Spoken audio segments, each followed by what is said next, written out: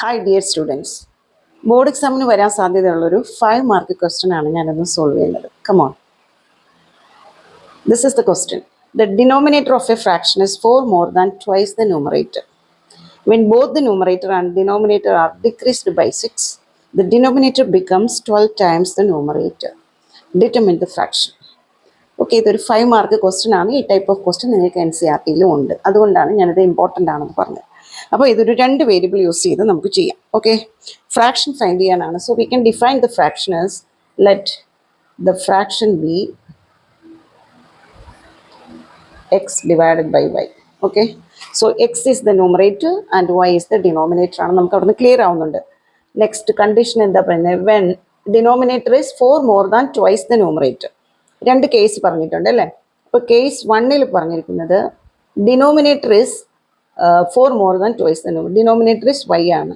So y is equal to twice the numerator is 2 into x. More than means plus 4. Okay, ഇതാണ് given. So you can write it as 1, equation number 1. Then the second condition is when both the numerator and denominator are decreased by 6.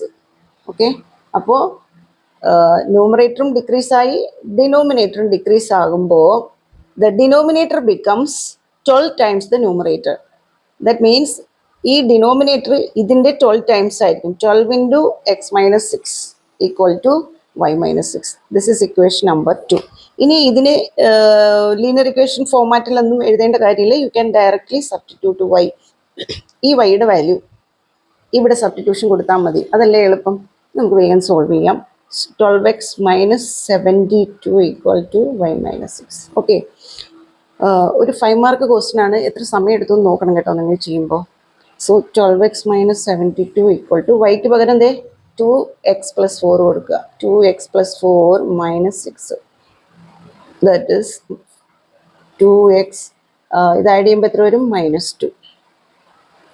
12x transposing x here -2 plus 72. Okay, we get 10x equal to 70. So x equal to 70 by 10 is 7. Then y, like already നമുക്ക് ഇവിടെ relation ഉണ്ട്. 2x plus 4, that is 2 into 7 plus 4, that is 14 plus 4 is 18. അപ്പോൾ നമ്മുടെ fraction കിട്ടി. So the required fraction is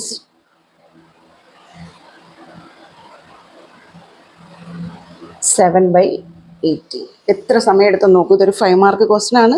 but very simple ആണ്, but important ആണ്. Okay, ഇനി നിങ്ങൾക്ക് സമയം ഉണ്ടെങ്കിൽ മാക്സിമം ഒരു സ്പീഡിന് ചെയ്ത് കഴിഞ്ഞാൽ നിങ്ങൾക്ക് ലാസ്റ്റ് ഒരു 20 മിനിറ്റ്സ് എങ്കിലും നിങ്ങൾക്ക് കിട്ടുവാണെന്നുണ്ടെങ്കിൽ നിങ്ങൾക്ക് ഇതെല്ലാം ഈ പറഞ്ഞ കണ്ടീഷൻസ് എല്ലാം ഓക്കെ ആണോ എന്ന് നോക്കാൻ പറ്റും.